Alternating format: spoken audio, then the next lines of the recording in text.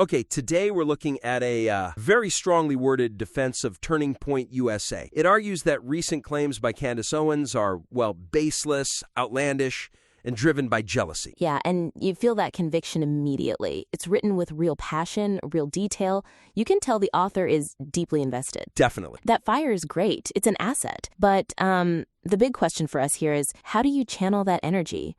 How do you make it persuasive, really persuasive, especially for people who aren't already completely convinced? That energy you mentioned, it's almost overwhelming. And I think that leads right into the first challenge, which is the language itself. It's just so intense. Exactly. So the use of this highly inflammatory, accusatory language, while it probably feels good to write and resonates with a base, it seriously risks undermining the main goal here. Which is? Which is proving that the factual basis for the claims just isn't there. Yeah. You see that intensity everywhere. Lots of ad hominem attacks, calling the opponent a psychopath, evil, a crazy woman, saying the followers are cult-like. Right. And pitting the motive squarely on personal jealousy. The piece says, jealousy much more than likely. And look, for people who already agree, that language works. It's validating. It's like a shortcut. Sure. But for anyone else, a skeptical reader, a journalist, someone on the fence, those labels just put up a wall instantly. They stop listening. They stop listening to the facts and start judging the tone. It turns a factual refutation into, a personal feud. And that hurts credibility, makes the author sound reactive, not authoritative. But hang on. Doesn't a piece like this need some fire to show loyalty, connect with the base? Can you really tone it down without losing that voice, that energy? It's about calibration. It's strategic. The suggestion isn't to remove the passion, but to control when and how it's deployed. Okay, start with the tone of confident, almost detached fact-checking. Appear above the fray initially. Show you command the facts. Exactly. That objective stance maximizes your authority. So when the factual points land, they hit harder. You can bring in judgment later, sure, but let the evidence earn it for you. So instead of attacking her state of mind, which you can't really prove anyway, focus on the pattern of the attacks. Precisely. Shift from judging character to analyzing rhetorical strategy. You can still be critical, fiercely critical, by pointing out the consistency. Like the piece mentions the same playbook. Right, forcing TPUSA responses that don't actually prove anything. Yes, focus on that. You're still showing bad faith, but you've elevated it. It's not just insults, it's media analysis, it's strategy. And this more measured approach needs to apply to defending their own people too, right? Like the Mikey McCoy section, it had great detail, but also that sort of emotional overlay. Absolutely. When defending someone like Mikey McCoy, stick to the verifiable actions. Anchor it in the facts presented. Like the detail about taking social videos for a group chat. Yes, that specific detail. Or the sequence of events described.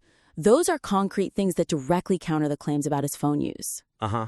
But when you add highly subjective language, like calling him a heroic figure on that day, it shifts the focus. It shifts from factual rebuttal to, something that sounds like hero worship. And that just invites skepticism. Stick to the actions that directly contradict the specific claims made against him. Okay, that makes sense. Build trust with clarity. And that clarity, that need for clear presentation of facts, like the McCoy defense, the internal instructions, the money stuff, it's all kind of scattered right now. It is. Which feels like a good lead into the second big opportunity, structure. Indeed. The way it's currently structured, jumping quickly between specific defenses, rhetorical points, financial arguments, it creates this fragmented feeling that really dilutes the overall impact. It feels like the author's fighting on 3 different battlefields at once, but because they keep switching, none of the punches really land with full force. Right. There's no clear hierarchy. You get the detailed defense of McCoy, the phone, the shell shock, and then boom, it cuts to a rhetorical question like,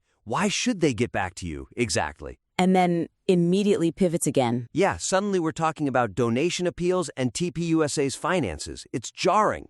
That's what we call cognitive drag. You're asking the reader to process something complex and emotional, like the trauma response defense. Right. And before they can even absorb it, you yank them over to communication strategy, then over to finance. Their brain has to keep reorienting. It's tiring. Makes the whole thing feel less solid, less cohesive. Definitely. So, okay, how do we fix that? How do you get that structure without losing any of the important points? You need a map. a clearer roadmap for the arguments. The suggestion is basically to restructure the whole thing into maybe 2, possibly 3 distinct sections. Group things thematically. Makes sense. That way, the reader can fully digest one line of argument, personnel, events, finance, whatever, before you move them logically to the next big point. So, like, professionalize the presentation a bit, group similar ideas together. Exactly.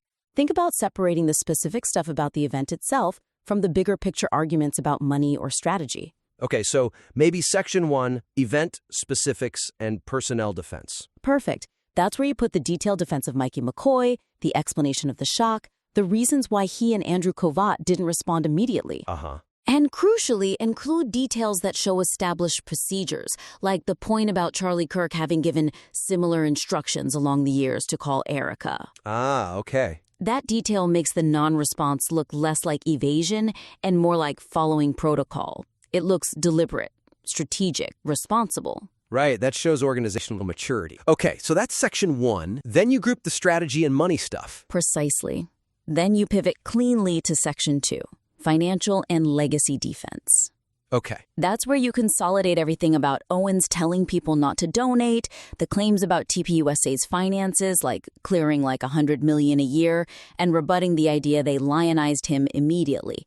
Got it. Grouping those lets you tackle the motive arguments that this is all about money or status head on in one focused section. That separation makes a huge difference in clarity. It feels comprehensive, not just reactive. Yeah, that structural change feels really powerful. Okay, so moving to our final point, which kind of ties into credibility and the other 2 critiques. Let's talk about assertion versus evidence.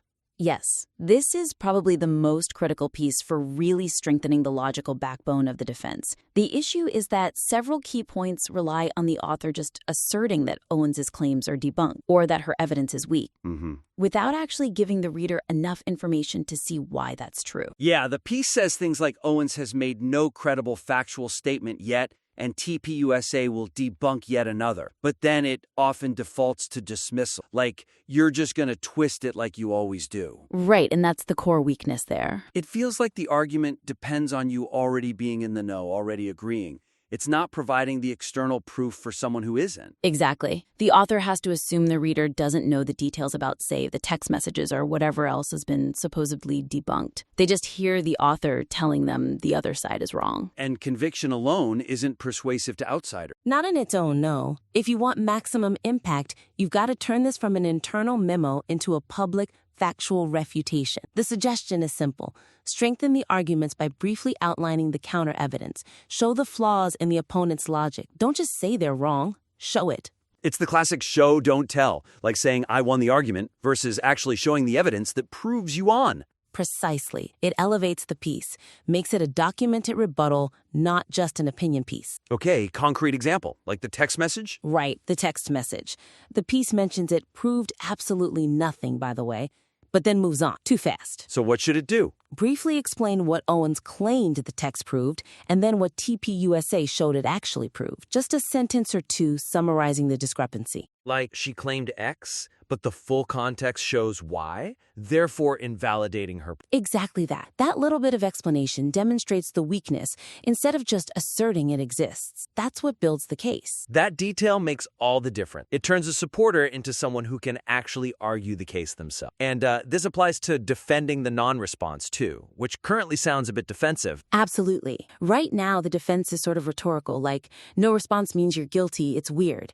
That sounds weak. So flip it? Flip it. Turn it into a statement of strategic maturity. State clearly, proactively, that not responding immediately was a deliberate, responsible choice. Frame it positively. How? Something like TPUSA's choice to focus on its internal investigation and mission, rather than getting drawn into a public back and forth, reflects a commitment to stability over manufactured drama. Frame it as leadership. Like they're refusing to feed the controversy. Exactly. Rejecting the opponent's attempt to destroy everything that Charlie Kirk has built by denying them the oxygen of a public fight.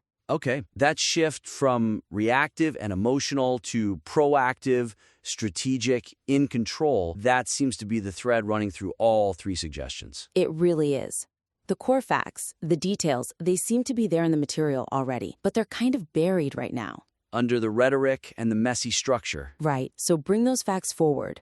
Organize them logically. Frame them with a confident, authoritative tone. That's what will make this defense much, much more persuasive. Perfect. So just to recap the main takeaways for the list. First, dial back the inflammatory language, especially early on. Focus on strategic analysis over personal attacks to build credibility. Right.